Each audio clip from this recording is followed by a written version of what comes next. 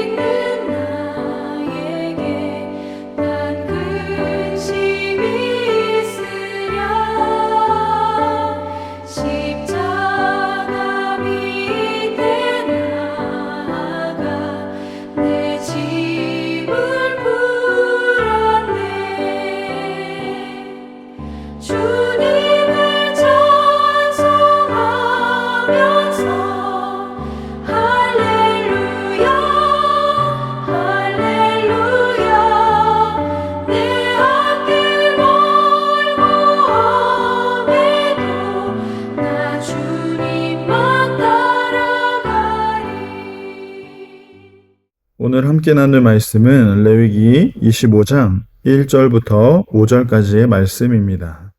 제25장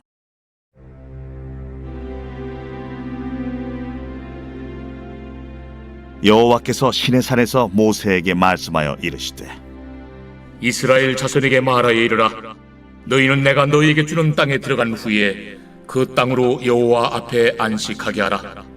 너는 6년 동안 그 밭에 파종하며 6년 동안 그 포도원을 가꾸어 그 소출을 거둘 것이나 7째 해에는 그 땅이 쉬어 안식하게 할지니 여호와께 대한 안식이라.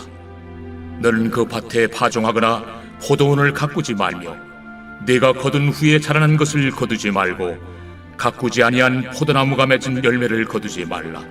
이는 땅의 안식년임이니라. 이 시간 안식년과 희년이라는 제목으로 함께 말씀 나누기를 원합니다. 사랑하는 여러분, 주일은 쉽니다 라는 문구를 많이 들어보셨을 것입니다. 한국의 개인 사업장에서 흔히 볼 수 있는 문구입니다. 그리스도인들이 운영하는 가게에 보통 이런 문구들이 붙어 있는 것이죠.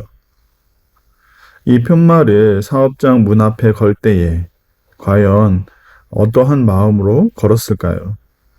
하나님은 오늘 본문에서 이스라엘 백성들에게 안식년과 희년을 지키라고 말씀하고 있습니다.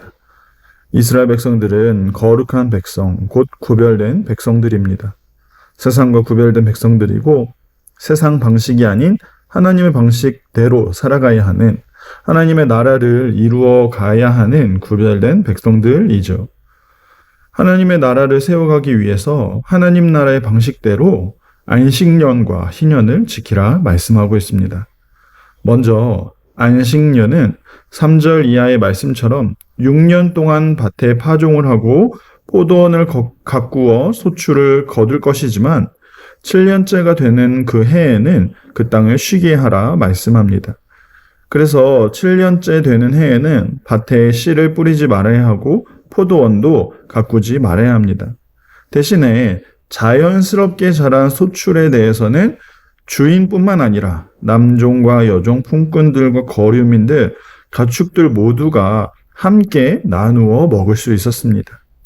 이스라엘 백성들이 6일을 일하고 7일째 안식일을 지키는 것처럼 땅도 6년 일하고 7년째는 쉬어야 한다고 말씀하는 것이죠.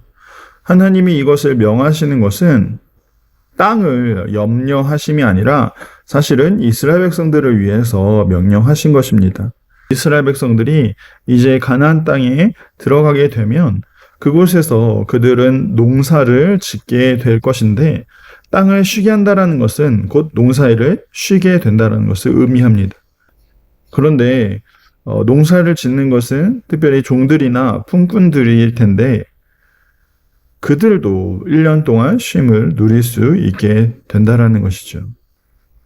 하나님은 이스라엘 백성들과 그 가운데 있는 종들과 품꾼까지도 이렇게 살펴주시는 하나님의 모습입니다. 그런데 더 중요한 것은 이러한 쉼, 안식년을 통해서 무엇을 배워야 하는 것입니까? 신명기의 말씀처럼 내 하나님 여호와 경외하기를 배워야 한다는 것이죠. 쉼의 안식년의 중요한 이유는 여호와 경외하기를 배우는 것입니다. 일하지 않아도 먹이시는 하나님, 일하지 않아도 우리를 지키시고 우리를 살펴주시는 그 하나님을 배우는 시간이 바로 안식년 시간입니다. 그렇다고 놀고 먹으면서 배우라는 것이 아니라 이 쉼을 주시고 또 일을 주시는 하나님이 누구이신가를 배우는 시간인 것이죠. 그렇다면 희년은 무엇입니까? 8절 이하에 보시면 7 안식년, 7년째가 안식년이라 하면 7 안식년은 49년째 되는 해이고 그 다음 해 50년째 되는 해를 희년으로 지켜야 하는 것입니다. 이 희년에는 모든 이스라엘 백성들이 자유롭게 되는 날입니다. 10절의 말씀처럼 각각 자기의 소유지로 돌아가고 자기의 가족에게로 돌아가는 해입니다. 이 희년에도 역시 밭에 씨를 뿌리지 말아야 하고 포도밭을 가꾸지 말아야 합니다. 대신 안식년처럼 밭이나 포도원에서 나는 자연스러운 수출은 다 함께 먹을 수 있었습니다. 이러한 희년에는 모든 빚이 면제가 되고 종들도 자유를 얻게 됩니다. 이것은 모든 소유권이 오직 하나님께 있음을 이스라엘 백성들이 고백하는 제도입니다. 하나님이 모든 소유와 모든 사람의 주인이심을 선포하는 제도인 것이죠. 뿐만 아니라 하나님의 그 공의로우심과 자비하심, 하나님이 원하시는 나라의 평등과 그 사랑의 실천을 보여주는 모습인 것이고 인간의 탐욕과 불의를 막기 위한 하나님 나라의 의로운 모습인 것입니다. 여러분, 세상의 나라는 빈부격차가 갈수록 심해집니다. 부익부 빈익빈의 논리로 부유한 자가 더 부유해질 수밖에 없는 그런 구조가 이 세상 나라들입니다. 하지만 하나님의 나라는 하나님이 주인 되시기에 참된 평등과 공의로움을 나타내고 있는 것이죠. 그것을 안식년과 희년을 통해서 우리에게 보여주고 있는 것입니다. 사랑하는 성도 여러분, 이처럼 하나님은 하나님의 백성들이 거룩하길 원하십니다. 구별된 모습으로 살아가길 원하십니다. 세상 논리가 아니라 하나님 나라의 논리로 세상과는 구별되길 원하시는 것이죠. 그렇다면 지금 이 시대를 살아가는 우리는 이 안식년과 희년을 어떻게 지켜야 하는 것입니까? 물론 지금도 안식년, 희년 제도를 다시 실행해 보자는 운동이 일어나고 있습니다. 물론 이러한 제도가 다시 시행되면 좋겠지만 무엇보다 중요한 것은 이러한 제도, 이 규례에 담겨있는 하나님의 마음을 회복하는 것이 더욱 중요하다라는 것이죠. 여러분, 여기에 나타난 하나님의 마음이 무엇입니까? 첫 번째는 모든 것이 하나님의 것임을 인정하는 태도입니다. 그리고 우리는 청지기라는 사실입니다. 23절 말씀해 보시면 토지를 영구히 팔지 말 것은 토지는 다 내 것임이니라 너희는 거류민이요 동거하는 자로서 나와 함께 있느니라 말씀합니다. 우리의 모든 것은 하나님이 맡겨주신 것들입니다. 그래서 우리는 그것을 잘 사용해야 되고 잘 보관해야 되고 주인의 마음으로 그것들을 관리해야 하는 것이죠.